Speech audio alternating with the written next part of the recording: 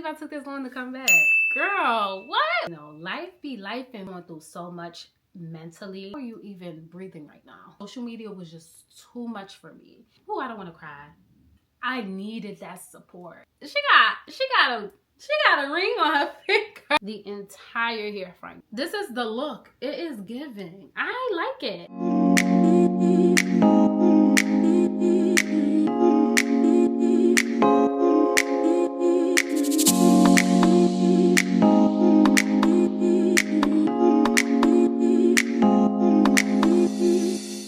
I can't believe I took this long to come back. Like, girl, what? Where you been? Where have you been? Welcome to my channel. My name is Ebony. For those of you who do not know me, I am a travel content creator and I'm also a traveling nurse practitioner. I took the ultimate break, y'all.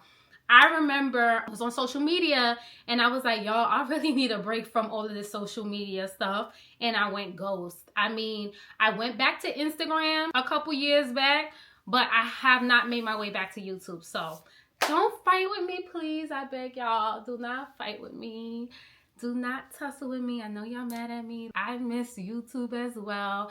So I'm so happy to be back. But it's like, let me fill y'all in on what was going on with me. Okay? Y'all my friends though? Like, we cool? We still on cool terms? Okay. So, y'all, I took a 3-year break from social media. Well, from YouTube. Well, from social media, I would say. But also YouTube. I stopped YouTubing as well. And I was just going through a lot. You know, life be lifing, but for real, life was lifing for me, okay? Y'all know me as a travel nurse practitioner, and I still remain as a travel nurse. I still am a travel nurse practitioner and also a travel content creator as well. I still travel, but even traveling was just like too much for me. So I took a break. But the reason behind the break that I took was because I was going through so much mentally with my family. 3 years ago, my brother was diagnosed with cardiomyopathy, which is a genetic cardiomyopathy. My niece was first diagnosed with it. This is how we found out about it, y'all.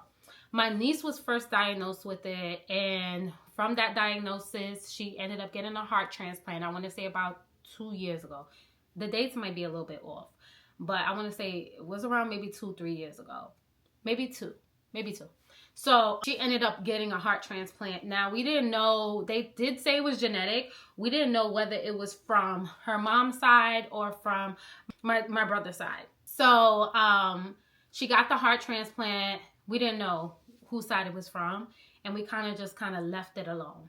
But all of a sudden, like shortly after she got the heart transplant, my brother now, my older brother, he was having shortness of breath. Like, he was going to urgent care. They would give him prednisone. He would go home. I promise you, every time he went to urgent care, he felt better.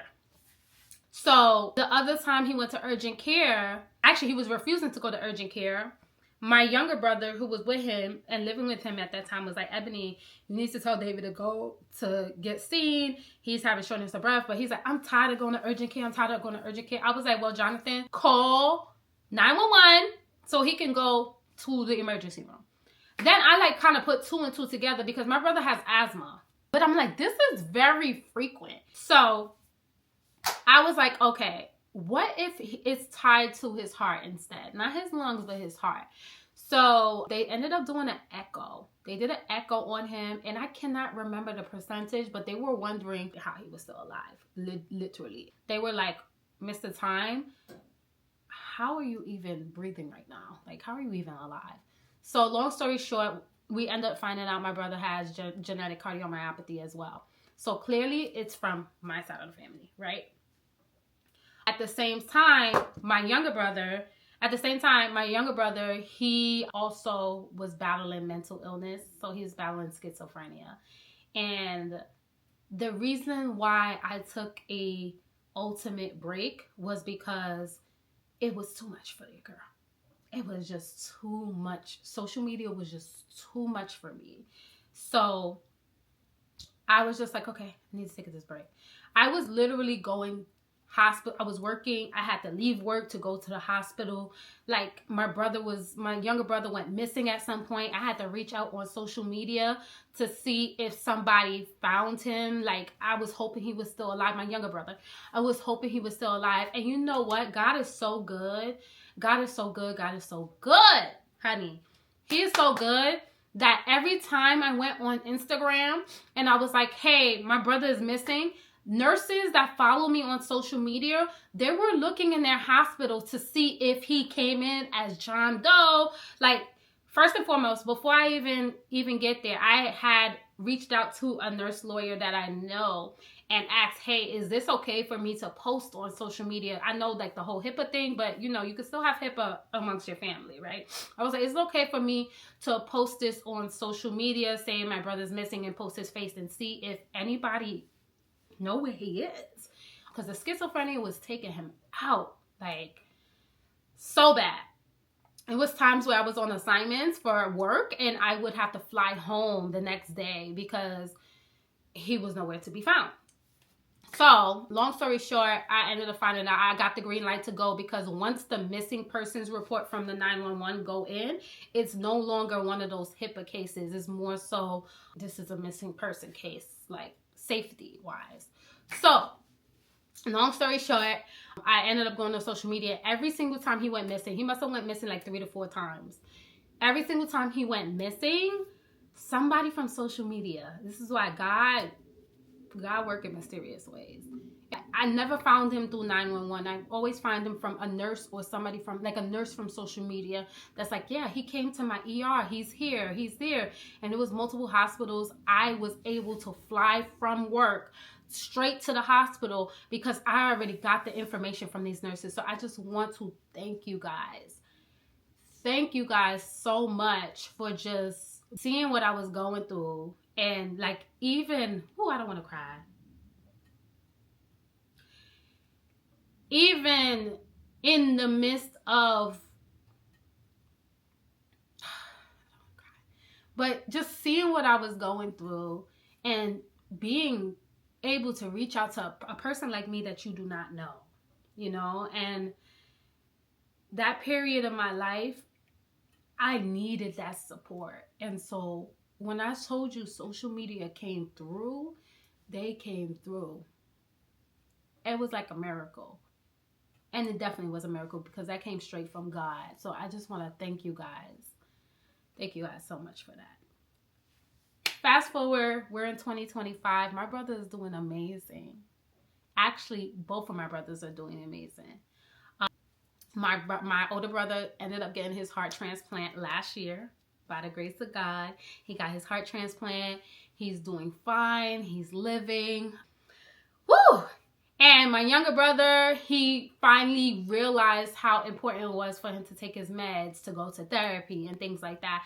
I mean, there was a point where I didn't know whether to be a sister versus a healthcare provider. I did not know when to step in as a sister versus a healthcare provider because I seen how bad it was getting him.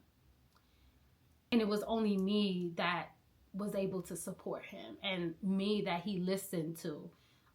And then when you come from a Caribbean household, like some Caribbeans, my father definitely is not, he doesn't know this thing. So they definitely relied on me heavy when it came to helping my younger brother and also with my older brother. Like when it's time for you to get a heart transplant, that support is needed. And so I remember the doctors was like, well, you travel a lot. You travel for work. Like we need you in New York for him to get the transplant because like you're his only support system apparently.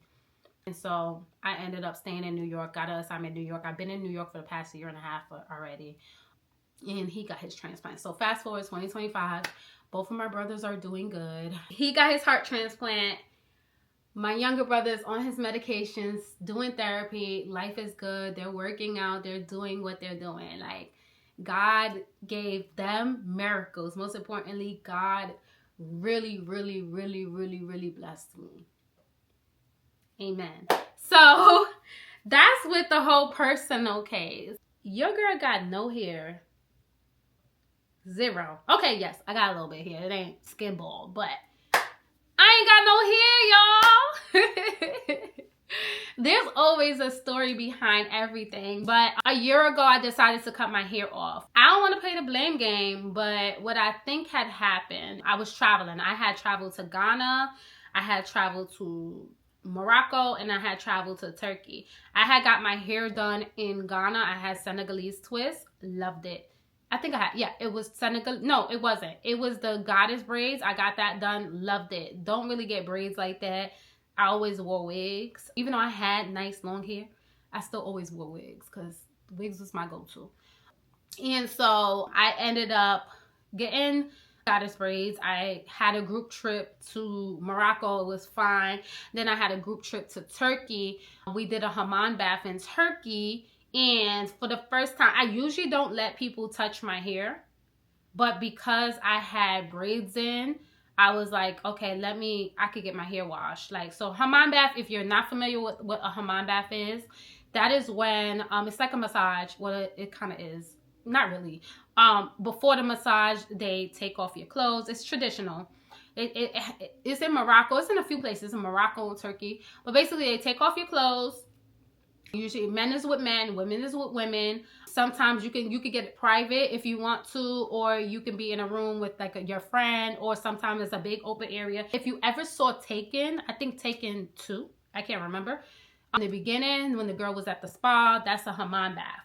So basically you lay on this nice warm table and they take this soap. I don't want to say it wrong, but they take something, they scrub your body. Now, it's not the first time I got hammam baths. I definitely got hammam bath in Turkey and Morocco before. But they scrub your whole body, up and down, your whole body. You can opt in if you want your hair washed or whatever the case may be, but they scrub your whole body. When I tell you all the dirt comes off the body, it's like, wow, I am dirty. Oh my gosh. And after that, they do a massage, and that's amazing. And after that, you get some tea, and it's real cute. I would not stop doing a hammam bath. I love them. However, I went to Turkey. I did a hammam bath. The lady asked, do you want to wash your hair? And because I had braids in, I usually have a wig normally. I was like, yeah, sure, wash my hair. Wash my hair, and I want to say it was the shampoo that was used that ended up like taking out my entire hair front. The entire hair front, girl. I was like, I flew home to go to my hairstylist to try to treat my hair. I just saw it peeling, like it looked like a chemical burn. So I flew all the way home to go to my hairstylist like the next day, bro. The next day. And she kind of did what she can do. She didn't know if it could work. She did some like Jamaican castor oil treatment, and I want to say some other oil. I forgot, girl. I'm sorry. But she did that as well. And I did not leave my house for the whole month of October, because this happened in October of last year. I feel like, no, the year before. Because I just made a year in October with this haircut. So yeah, so she did that. I did not leave my house for the whole month. My friend brought me groceries and everything. It was so bad. And I decided it's 3 o'clock in the morning. I decided I wanted to cut my hair. That's it. I wanted to cut my hair. And so I booked the appointment the next day. I started off with like the short haircut, but still had hair in the front because I was scared. I didn't know how I was going to look without hair. And then maybe 3 weeks later, I was like, cut it all off. Cut it. I don't want it no more. I thought it was going to be something temporary, but girl... No, girl, this is the look. It is giving. I like it. Let me know if y'all like it in the comment section. But I love my hair. So, with that being said, this is me. This is the new Eb. I mean, I never liked long hair to begin with. I always like had bobs, like bob wigs. Sometimes I would have long. But, baby, no hair. I love it. I know y'all looking like, oh, she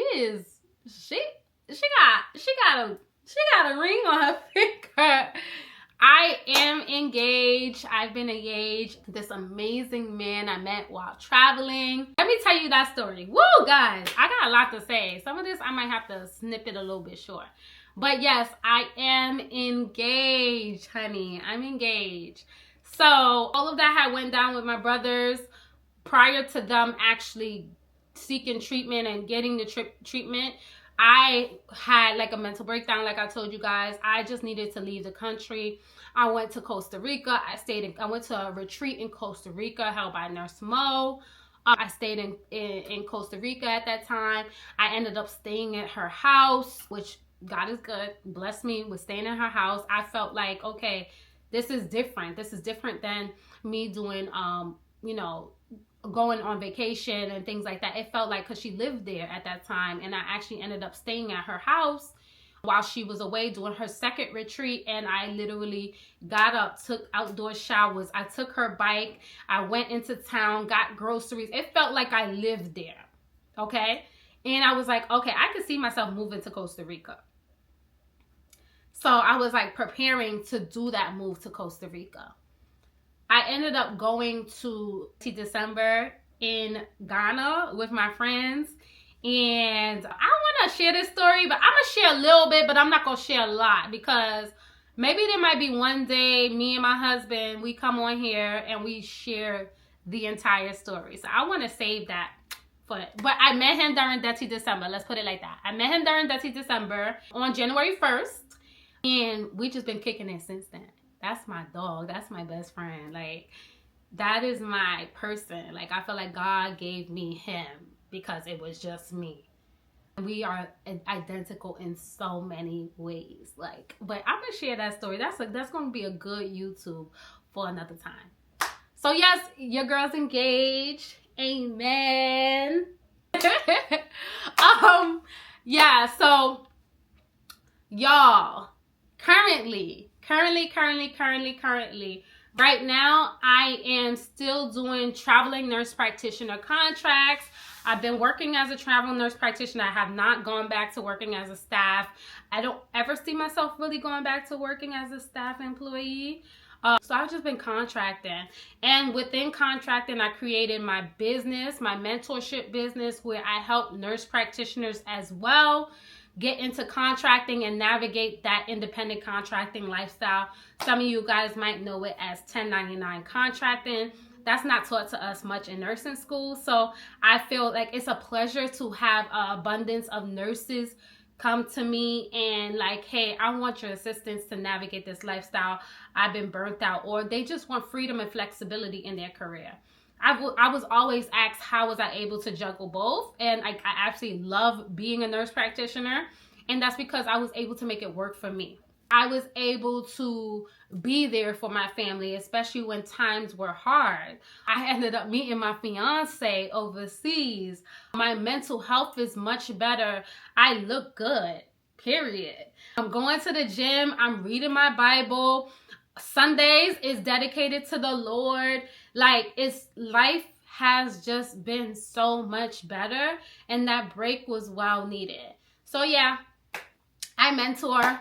That is what I do. That's my business. And I also host events. That's what I do as well. And I just travel and I just pick up contracts. Right now, I'm currently on a pediatric urgent care contract. It is my first contract doing pediatrics. I've always been in urgent care, but if you work in an urgent care clinic, you know we mainly see adults. We might see some kids here and there. But this is the all peds contract, which I'll save that information. Like, I'll tell you guys about it in another video, because I actually want to give you guys a day in the life. So this is what this YouTube is going to be about. It's straight up going to be about travel. That's not going to change. It's going to be about lifestyle. It's going to be about faith as well as nursing. So we're going to have a time on this YouTube channel. Okay, so some of the stuff I am definitely going to save, because I want to give you guys a day in my life, in my shoes. And my hope is to inspire you guys to live the life you desire. You work hard, especially my nurses. You work hard. You need that break. Don't let nobody tell you you cannot do things, right? I've battled a lot, and I am in a position right now where I feel, wow, everything is starting to come together. My goal of the YouTube channel and coming back on here is for you guys to be inspired, hands down, wherever that takes you. Okay, so thank you, thank you, thank you. Accept my deepest apology for going away for so long, but we in this for the long run. We in this for the long run. So make sure you guys like, comment, and subscribe, and stay tuned for the next video.